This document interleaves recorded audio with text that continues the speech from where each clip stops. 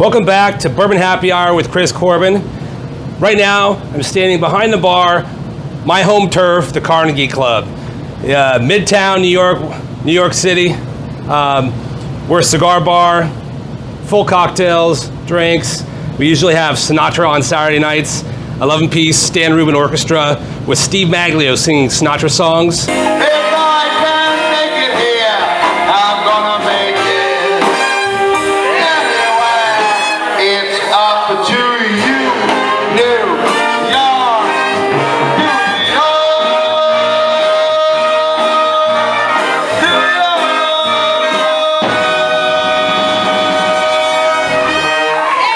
Carnegie Club is the place where I've been tending bar for the last 9 years.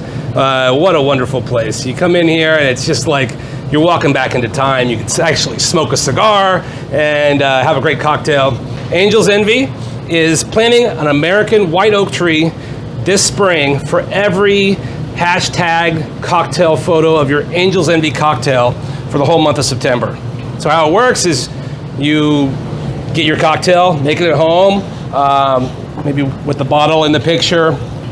Then you want to snap a good artistic photo, maybe with a tree in the background or your friends that you really care about, socially distanced, of course. And then you want to upload that to social media with the hashtag Toast the Trees. You do that, this spring we'll plant one white oak tree in Kentucky that will, in 70 years from now, be turned into a bourbon barrel. For every tree, 1 to 3 barrels can be made out of that tree. So it's really important for future bourbon drinkers to plant trees now, so in 70 years, they could still be enjoying, hopefully we too, could be enjoying a nice cocktail like we're gonna make today. So that brings us to the next point, is we're gonna make my famous Angel's Envy Manhattan. The Manhattan is a vermouth cocktail that dates back to at least 1880, was the first mention. Its origins are older than the martini for vermouth cocktails. I call the Manhattan my favorite cocktail. If I had to have one last cocktail, or just having one in general, it's going to be a Manhattan, and hopefully made properly. So today, I'm going to give you the tips and tricks on how to make the best Manhattan that you could possibly do from home or wherever you are. And to do that, you're going to need a few ingredients. Now, a Manhattan is the very first vermouth cocktail that on the books. Its origins date back further than the martini cocktail, and I'm going to show you how to make it. There's really 3 ingredients. But of those 3 ingredients, I use 3 bitters. So Manhattan's going to have bourbon or rye, sweet vermouth. You can use dry vermouth, but we're using sweet. We're making a classic Manhattan, and then bitters. So today, I'm going to use Angel's Envy bourbon finished in port barrels. They're finished for 4 to 6 months in ruby port barrels that used to house ruby port wine. And it's going to give that fortified finish that makes Angel's Envy so awesome to make bourbon-forward cocktails like we're doing. Next is Carpano, Antica, which is one of my favorite sweet vermouths. Heavy in the vanilla and spicy notes at the end with some of the barks and seeds and rinds that they use to the botanicals to really give that fortified wine the flavor. And then lastly, we're going to use the bitters, and this is where I kind of deviate a little bit. I use one dash of 3 different types of bitters, and I use orange bitters, Peychaud's bitters, and Angostura bitters. And we're just going to do 1 dash of each. So we're going to use a little more than 2 ounces. This side of the jigger is 2 ounces. This side is 1 ounce. So what we're going to do is we're going to fill this jigger all the way to the top, and then we're going to splash a little extra on there. So it's 2 plus. Just a little bit. You can see that.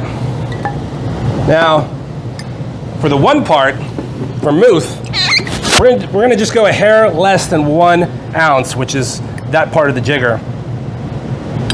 So you're getting more 2 less 1. I find that just makes the perfect balanced cocktail. And making cocktails, it's all about balance.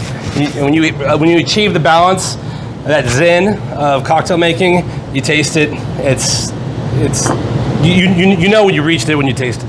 So I'm gonna do one splash, 1 dash of orange bitters, 1 dash of Peychaud's bitters, and we're gonna do 1 dash of Angostura bitters. And now we're gonna add the ice. You don't wanna add the ice too early, because if you add the ice too early, you're gonna dilute the drink too much. So, and we are going to use a bar spoon. Now, if you don't have a bar spoon at home, you could use a knife, kitchen spoon. If you're making it for yourself, you could use your finger, I guess. I don't highly recommend that, but we're just gonna twirl the ice, not introducing too much. We're not disturbing this too much, and we're just gonna slowly do this. Whatever I'm doing, do something sort of similar. Don't be smashing about. And then that should be good enough. Now what we're going to do now is we're going to strain this into our glass.